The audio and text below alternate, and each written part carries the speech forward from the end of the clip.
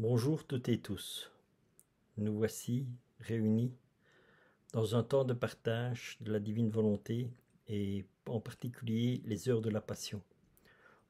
Aujourd'hui nous allons méditer la deuxième heure, toujours dans une réflexion et pas en prière. Et voilà, pour voir vraiment ce que la Passion peut nous faire réfléchir dans notre vie de tous les jours. À quoi cela peut correspondre, qu'est-ce que le Seigneur peut nous apprendre simplement. En plus, bien sûr, donc, quand nous méditons sa passion, bien sûr que le Seigneur fait des réparations, nous l'accompagnons dans ce chemin.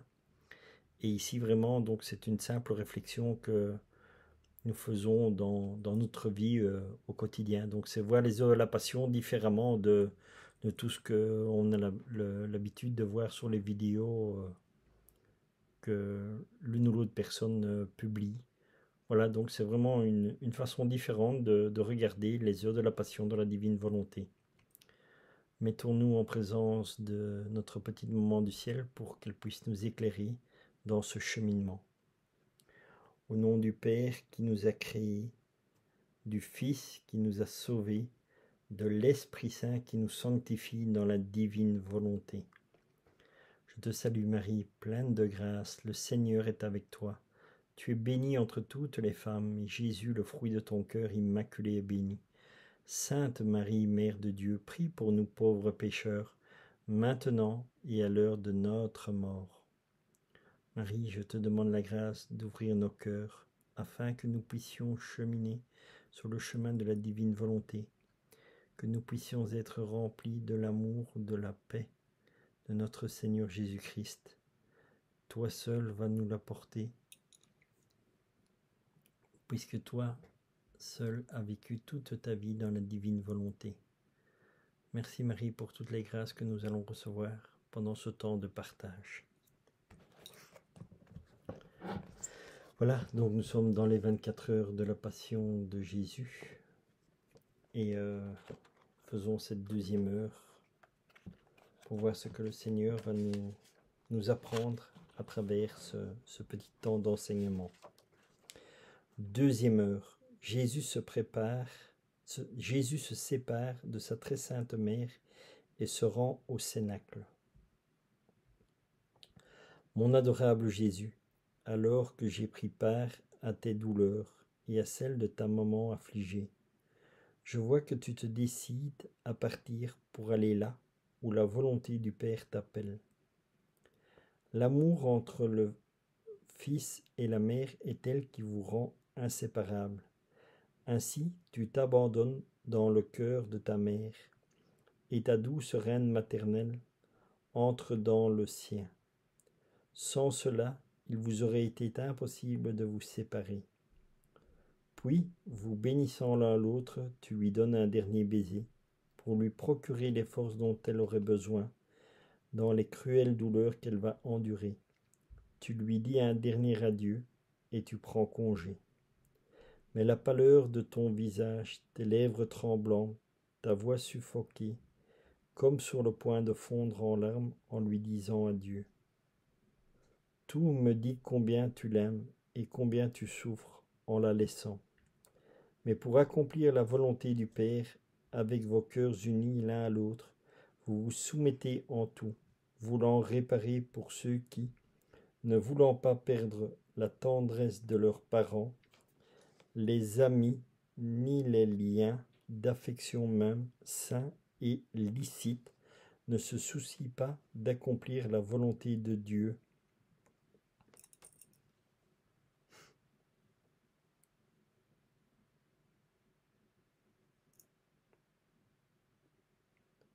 Sur eux et ne correspondent pas à l'état de sainteté auquel Dieu les appelle. Quelle douleur te procurent ces âmes qui repoussent l'amour, que tu leur offres pour leur préférer l'amour des créatures. Mon doux amour, alors que je fais réparation, permets-moi de rester avec ta maman pour la consoler et la soutenir pendant que tu es parti. Puis j'accélérai le pas pour venir te rejoindre, mais c'est avec une grande douleur que je vois, trembler ta maman, angoissée, et sa douleur est telle que, sur le point de dire adieu à son fils, sa voix se brise sur ses lèvres et elle ne peut articuler un seul mot. Elle est près de défaillir, et dans son cœur elle dit « mon fils, je te bénis ». Mais la douleur l'empêche de parler et la laisse muette. Reine accablée, laisse-moi te soutenir, essuyer tes larmes et compatir à ta douleur amère. Maman, je ne te laisserai pas seule, et toi, prends-moi avec toi, en ces moments si douloureux pour Jésus et pour toi. Enseigne-moi ce que je dois faire, comment je dois le défendre, le consoler et le réparer. Et si je dois donner ma vie pour défendre la sienne, non, je ne m'éloignerai pas de ton manteau.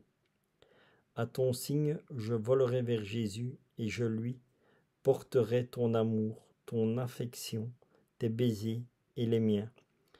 Et je les placerai dans chacune de tes plaies, dans chaque goutte de son sang, dans chaque peine et insulte, afin que, ressentant dans chaque peine les baisers et l'amour de sa mère, ses peines en soient soulagées. Ensuite je reviendrai sous ton manteau en t'apportant ces baisers pour adoucir ton cœur transpercé. Maman, mon cœur bat, je veux aller vers Jésus. Et pendant que je donne des baisers à tes mains maternelles, bénis-moi comme tu as béni Jésus, et permets-moi que j'aille avec lui. Mon doux Jésus, l'amour m'indique tes pas, et je te rejoins alors que tu parcours les rues de Jérusalem avec tes disciples bien-aimés. Je te regarde et te vois encore, pâle. J'entends ta voix, si douce et si triste, qu'elle brise le cœur de tes disciples, qui en sont tous troublés. C'est la dernière fois, tu dis, que je parcours ces rues tout seul. Demain, je les parcourrai liés et traînés au milieu des insultes, et montrant les lieux où tu seras le plus harcelé. Tu continues en disant « Ma vie est sur le point de s'éteindre ici-bas, tout comme le soleil est sur le point de se coucher. Demain, à cette heure-ci, je ne serai plus, mais en tant que soleil, je ressusciterai le 3e jour. » En t'entendant, tes apôtres deviennent tristes et silencieux. Ils ne savent que répondre. Mais tu ajoutes « Courage, ne vous laissez pas abattre. Je ne vous laisse pas, mais je serai avec vous pour toujours. Cependant, il faut que je meure pour le bien de vous tous. » En parlant ainsi, tu es ému, mais d'une voix tremblante, tu continues à les instruire. Et avant de t'enfermer dans le cénacle, tu regardes le soleil qui se couche, comme ta vie qui va s'achever.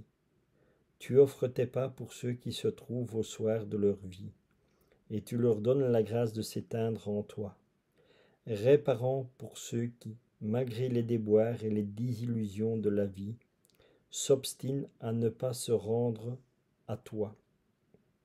Puis, tu regardes de nouveau Jérusalem, le centre des prodiges et des prédilections de ton cœur. C'est Jérusalem qui en retour prépare ta croix et aiguise les clous pour accomplir le déicide. Tu frémis, ton cœur se brise et tu pleures sur sa destruction. Par cela, tu répares pour de nombreuses âmes qui te sont consacrées. Avec beaucoup de soin, tu essayes de les former à ton amour. Mais celles-ci, ingrates et ne répondent pas à tes attentes, te font amèrement souffrir. Je veux réparer avec toi pour réconforter ton cœur déchiré. Mais je te vois horrifié à la vue de Jérusalem, et détournant ton regard, tu entres au cénacle. Mon amour, serre-moi contre ton cœur, afin que je fasse mienne la tristesse, pour l'offrir avec toi. Et tu regardes avec pitié mon âme, et en répandant en elle ton amour, tu me bénis. Ainsi soit-il.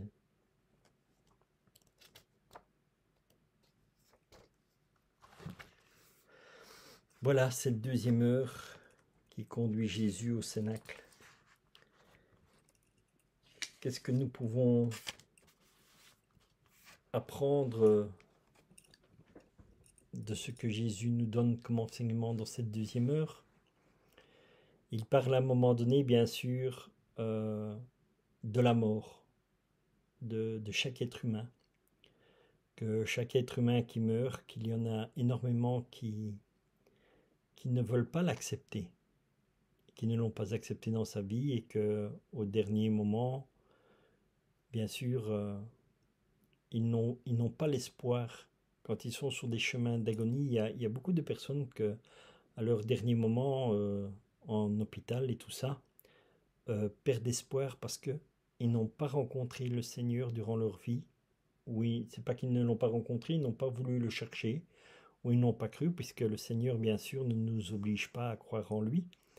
Et énormément de personnes, bien sûr, à l'heure actuelle où nous vivons, comme nous mettons Dieu dehors de tout, on dit que Dieu n'existe pas, ou que ceci ou que cela, et voilà. Et donc, nous entrons dans le désespoir. Ce qui est beau à rencontrer dans cette heure aussi, c'est vraiment de se rendre compte que quand Jésus va au Cénacle, c'est la nuit. Et donc, bien sûr, quand les gens commencent à rentrer dans le chemin de l'agonie pour, comme on dit, nous arrivons à l'heure de notre mort, mais bien sûr, c'est le soir de notre vie. On entre dans une certaine obscurité parce que c'est l'inconnu. Beaucoup de personnes ne savent pas, bien sûr, ce que c'est, ni quoi que ce soit. Et donc, les angoisses commencent. Et ce que Jésus nous apprend aussi vraiment ici, où en rentrant dans le Cénacle, il va instituer bien sûr la Sainte Eucharistie, la messe, et donc il va enseigner à ses apôtres, et d'où est la naissance bien sûr de tous les sacrements, avec l'Eucharistie, ainsi de suite. Donc tout cela va commencer à être instauré à ce moment-là. Et voilà. Pourquoi? Parce que Jésus rentre donc, comme on dit, il arrive dans les ténèbres pour vraiment apporter cette lumière d'espérance. Et c'est ça que nous devons aussi faire vraiment pour les personnes, de se rendre compte que à un moment donné dans sa vie, on doit se poser les bonnes questions. Beaucoup de gens disent que Dieu n'existe pas ni quoi que ce soit, mais il y a quand même une chose qu'il faut savoir, c'est que un jour, tout le monde meurt. Et vraiment essayer d'apporter cet espoir aux gens que la mort n'est pas une fin, mais un commencement. Et c'est cela que nous allons découvrir vraiment au fur et à mesure dans les heures de la Passion, quand Jésus va instaurer donc tous les sacrements, l'Église et tout ça. C'est vraiment là que il nous apporte toute cette espérance et nous fait comprendre que nous sommes sauvés et que après la mort, nous arrivons dans la vie éternelle. Voilà ce que nous apprend un peu cette heure-ci sur la Passion. Donc, et alors, voilà sur ce que cela nous apporte dans notre vie. C'est vraiment pour nous faire prendre conscience que ce n'est pas parce que les ténèbres arrivent, parce que l'obscurité est là, qu'il n'y a pas de lumière.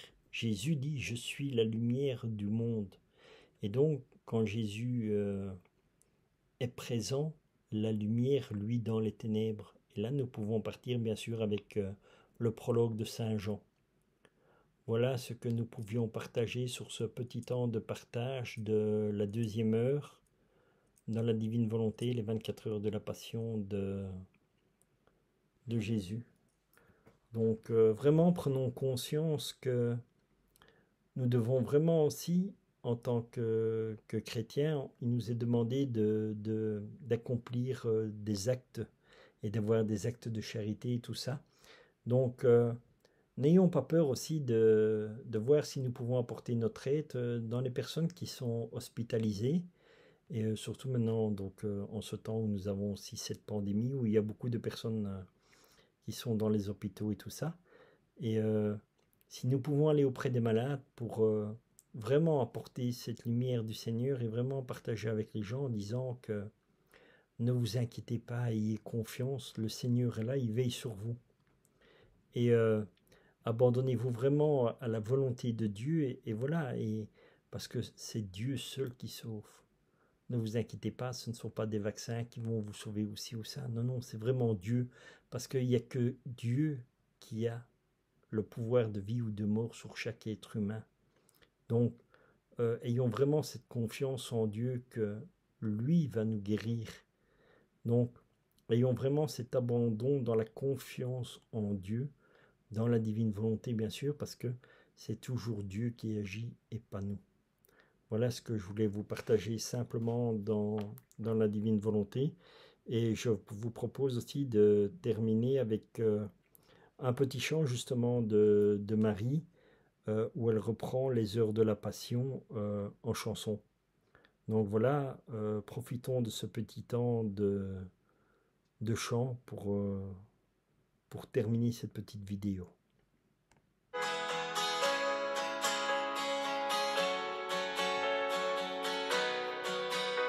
Jésus, Marie, le moment est arrivé, le Père vous demande d'accomplir sa volonté. Tout me dit combien vous vous aimez, à quel point vous souffrez en vous séparant. Vos âmes sont broyées, l'amour est si grand, vos cœurs restent unis, liés, fusionnés. Vous vous bénissez, donnez vos derniers baisers, par vos douleurs vous réparez. Pour tous ceux qui repoussent ton amour, pour lui préférer l'amour des créatures, comme cela blesse ton cœur, Jésus. Oh, laisse-moi te consoler. Lorsque tu me diras, je volerai vers toi, je te donnerai les baisers de ta maman, et je les placerai dans chacune de tes plaies, que par son amour tes peines soient soulagées. À ton tour tu m'enverras la combler de tes bienfaits, pour adoucir son cœur transpercé. Mon doux Jésus, tu as rejoint tes disciples et tu parcours les rues de Jérusalem. D'une voix figée à en briser les cœurs, tu leur dis, pour la dernière fois, je passe dans ces rues avant d'être enchaîné, considéré comme le dernier. Ma vie est sur le point de s'éteindre. Demain à 7 heures, je ne serai plus. Mais gardez courage, je ne vous laisserai pas. Dans 3 jours, je ressusciterai. Je serai toujours avec vous, mais il faut que je meure pour le bien de tous. Lorsque tu me diras, je volerai vers toi, je te donnerai les baisers de ta maman, et je les placerai dans chacune de tes plaies, que par son amour tes peines soient soulagées. À ton tour tu m'enverras la combler de tes bienfaits, pour adoucir son cœur transpercé. Avant d'entrer dans le cénacle, tu jettes un regard sur Jérusalem. Tu offres tes pas pour tous les mourants, afin qu'ils se rendent et meurent dans tes bras. Tu répares pour ceux qui te méprisent, s'obstinent, ne veulent pas de toi. Cette ville pour qui tu as tout donné, en retour prépare ta croix.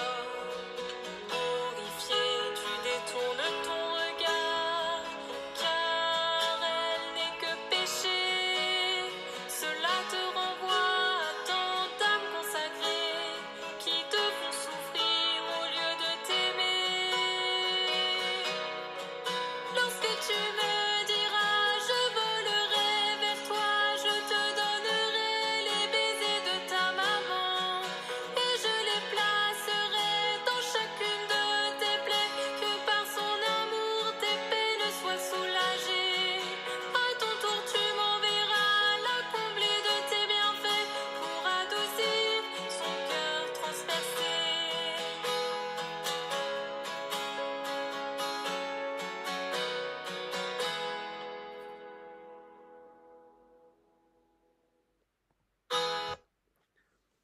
Et voilà.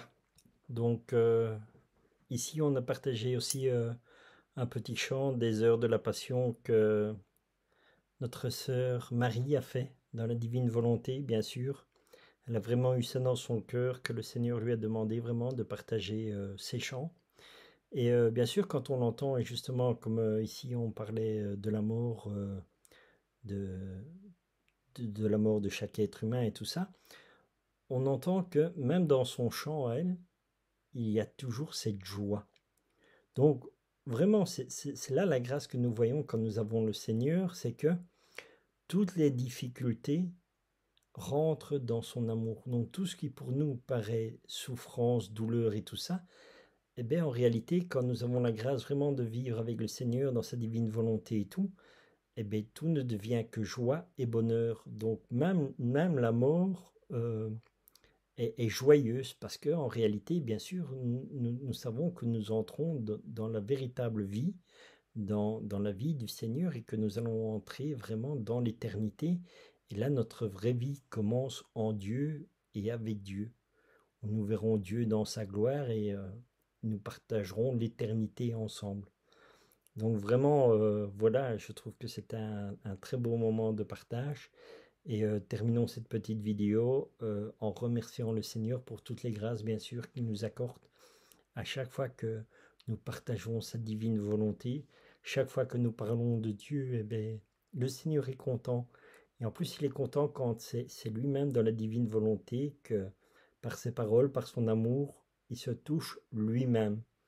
Il se sert vraiment de nous en disant, voilà, je vis en toi, tu vis en moi, et rendons gloire à Dieu le Père. Voilà. Terminons par une petite prière de remerciement. Au nom du Père qui nous a créés, du Fils qui nous a sauvés, de l'Esprit Saint qui nous sanctifie dans la divine volonté. Notre Père qui es aux cieux, que ton nom soit sanctifié, que ton règne vienne, que ta très sainte volonté soit faite sur la terre comme au ciel. Donne-nous aujourd'hui notre pain de ce jour. Pardonne-nous nos offenses, Seigneur, comme nous pardonnons à ceux qui nous ont offensés. Et ne nous laisse pas entrer en tentation, mais délivre-nous du malin. Seigneur, je te rends grâce dans ta divine volonté pour toutes les grâces que tu as données à chaque personne qui regarde cet enseignement, qui écoutera cet enseignement. Conduis-les tous, Seigneur, sur le chemin de la divine volonté. Entre dans le cœur de chaque créature, Seigneur. Dépose ton amour et ta paix, afin que nous puissions vivre en toi, car toi seul peux nous faire cette grâce de vivre dans ta volonté, Seigneur. Merci pour tout. Au nom du Père, et du Fils, et du Saint-Esprit. Amen.